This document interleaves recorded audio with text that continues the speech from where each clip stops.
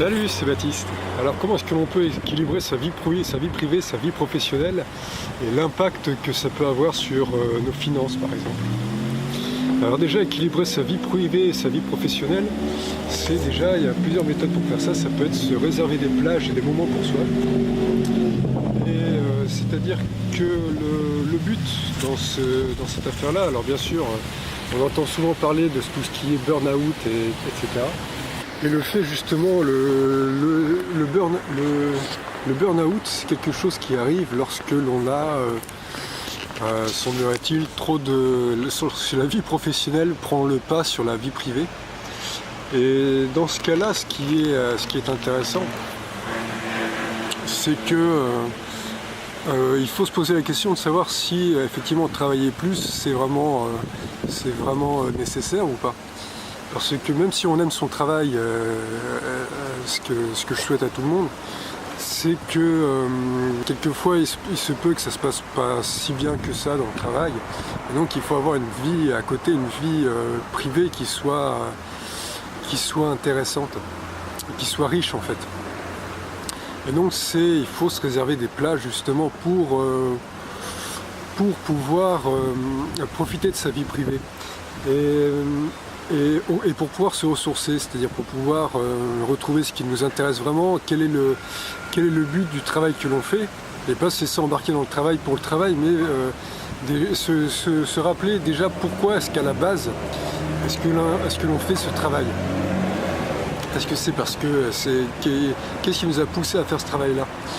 Et donc c'est ça qui permet aussi de se raccorder un peu, et puis aussi si après on peut avoir vite fait de se laisser embarquer dans le travail, d'essayer d'être à la recherche du résultat, coûte que coûte, etc. Mais au bout d'un moment, il faut pas négliger sa vie privée, parce que sinon, au bout d'un moment, le travail lui-même va en pâtir, et donc ça va être contre-productif.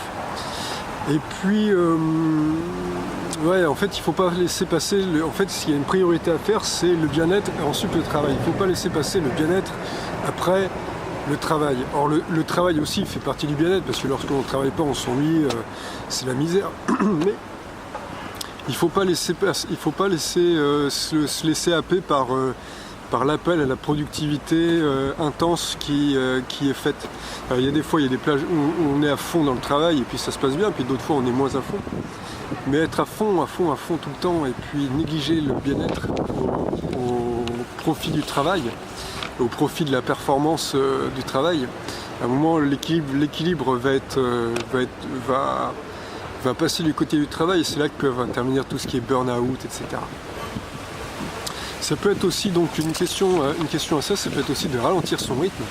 C'est-à-dire qu'au lieu ça peut être aussi donc de mieux gérer son temps aussi.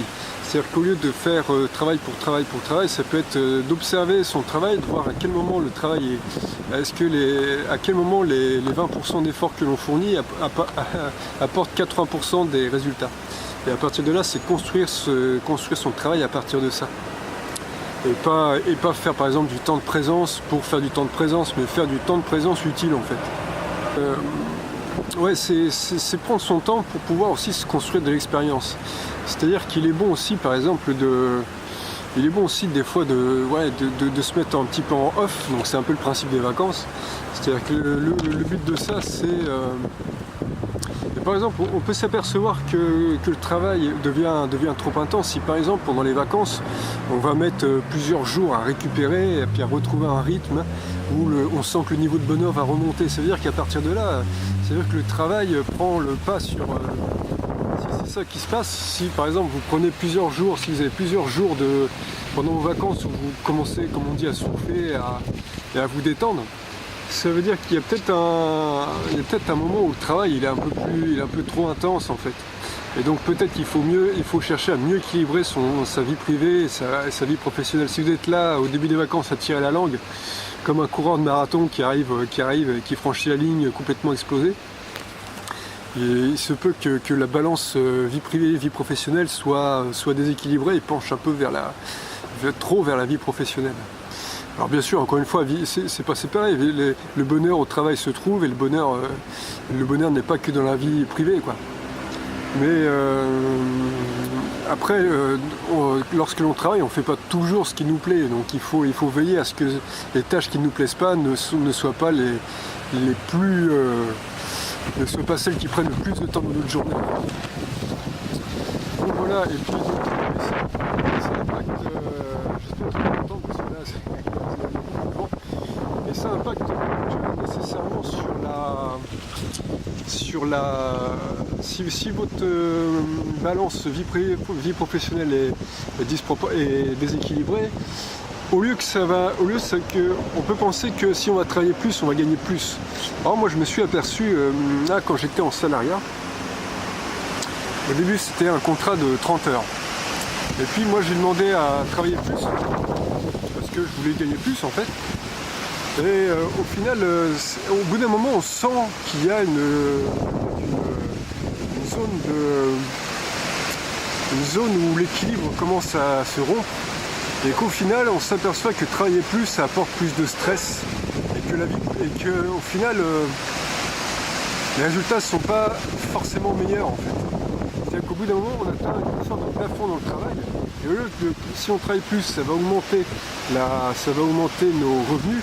Et ben on s'aperçoit que même en travaillant plus, les revenus, si vous voulez, ils restent comme ça, quoi. Au lieu d'augmenter, il y a un plafond. Et puis les revenus vont rester à tel quel. Et si on travaille plus, ça ne va rien faire, hormis d'augmenter nos stress en fait.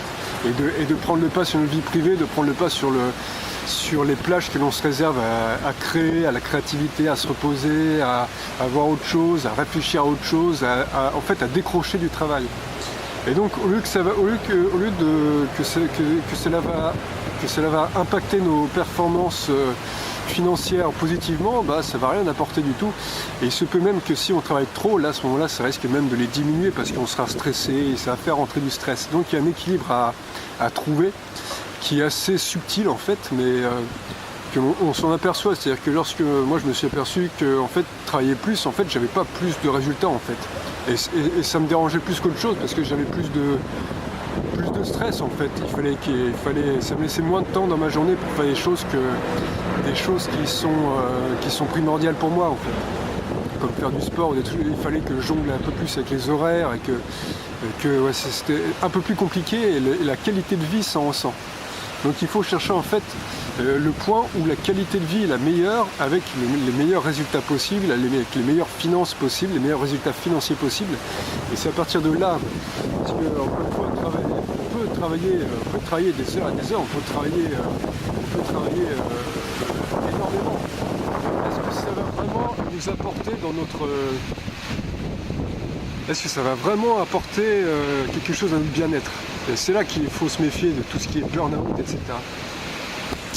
Voilà, écoutez, merci d'avoir suivi la vidéo, profitez bien de la journée, et si ça vous a plu, laissez-moi un commentaire, ça me fait plaisir, laissez-moi un pouce bleu si ça vous a plu, ça me fait gagner de la visibilité sur YouTube, de même abonnez-vous si vous le souhaitez, de même ça me fait plaisir, ça fait gagner de la visibilité sur YouTube.